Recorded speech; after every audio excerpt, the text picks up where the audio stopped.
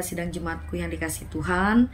Kembali lagi kita bertemu dalam Renungan Malam Resort GKS Sampit, edisi Senin tanggal 12 Agustus tahun 2024 bersama dengan saya, Vika Risonia.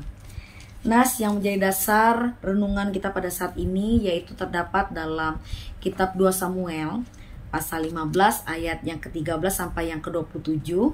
Saya akan bacakan bagi kita yaitu dari ayat yang ke-25 sampai yang ke-26, dan saya menggunakan Alkitab terjemahan baru 2. Beginilah firman Tuhan.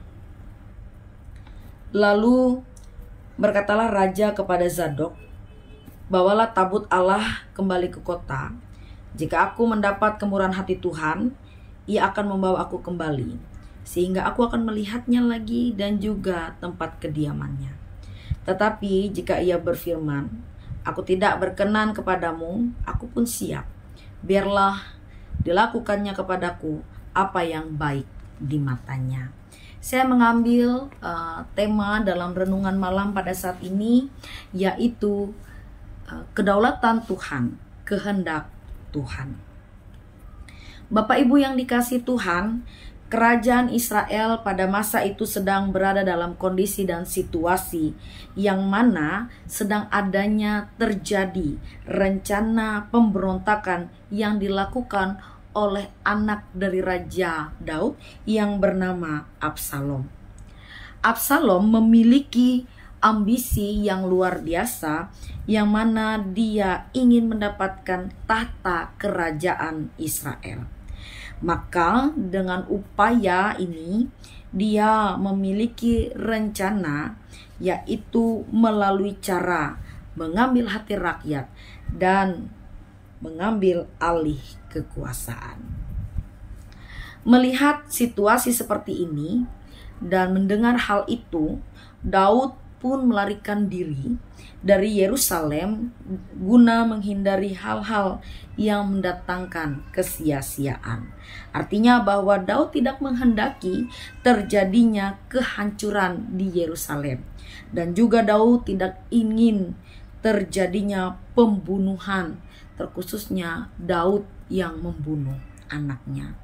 Maka dalam pelarian dan kondisi yang demikian, Daud memperlihatkan bagi kita, boleh saya kutip, yaitu dua hal, bahwa pelarian Daud yang dilakukan oleh Daud pada saat itu membuktikan dua hal. Yang pertama ialah kesetiaan yang ditunjukkan dari pegawai ataupun pengikut-pengikut Raja Daud pada saat itu, yaitu dalam firman Tuhan di sini dikatakan bahwa Itai orang Gad itu dia menunjukkan kesetiaannya kepada Daud, sekalipun dia harus meninggalkan tempat tinggalnya, pun dia harus menjadi orang asing di tempat kediamannya. Dia tetap setia dan mengikuti Daud tanpa meminta apapun, dan ini boleh menunjukkan kesetiaan yang tulus yang dilakukan. Dan juga kesetiaan ditunjukkan dari orang-orang sekitar Daud pada saat itu. Kemudian yang kedua ialah bahwa Daud tidak memaksakan Allah untuk menyertai dia. Daud menyadari bahwa adanya tabut Allah itu merupakan satu perwujudan Allah yang tentunya menggambarkan bahwa Allah ada di tempat itu. Namun Daud dengan tegas mengatakan, "Bawalah tabut Allah itu kembali ke kota." Di sini Daud menyadari bahwa sebenarnya dia tidak memaksa Allah untuk berkuasa di dalam kehidupannya. Nah, maka melalui firman Tuhan pada saat ini kita belajar yang mana kesetiaan itu merupakan harga yang mahal dan sebenarnya sangat tidak bisa dibayar dengan hal apapun. Nah, kesetiaan akan teruji ketika seseorang atau kita pribadi berada dalam kondisi dan situasi yang tidak baik-baik saja. Nah, ketulusan dari kesetiaan ya, itu dari orang lain itu akan terbukti ketika mereka setia berada di pihak kita sekalipun kita berada dalam kondisi yang sangat lemah dan terbatas. Kemudian yang kedua, keputusan yang dilakukan oleh Daud itu membuktikan bahwa dia sungguh-sungguh menyadari kedaulatan Tuhan di dalam kehidupannya. Dia tidak memaksa dan tidak memerintah Allah untuk berperang atau untuk membelanya dalam situasi terdesak. Namun malahan dia meminta kehendak Allah itulah yang bekerja.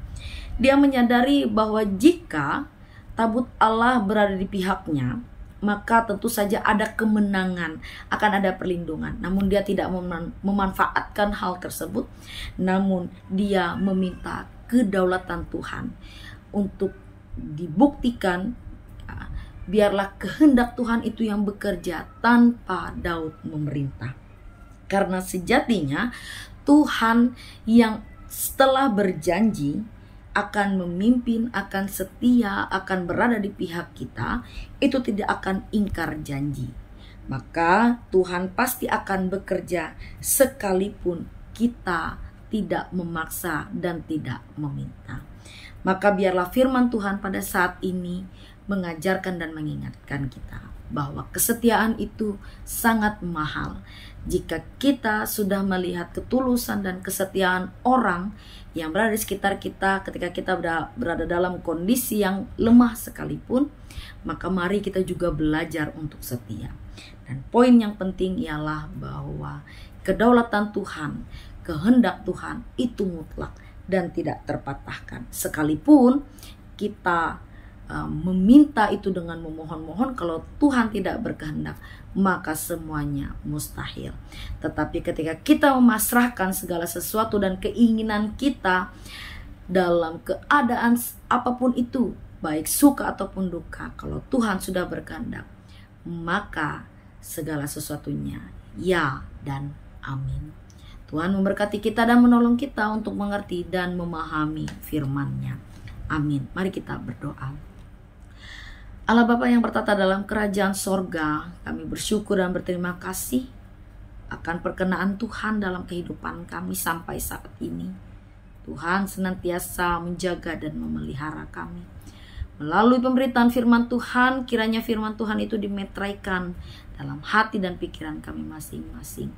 Sehingga kami boleh sungguh-sungguh menyadari bahwa kesetiaan akan teruji di dalam kondisi dan situasi masing-masing pribadi.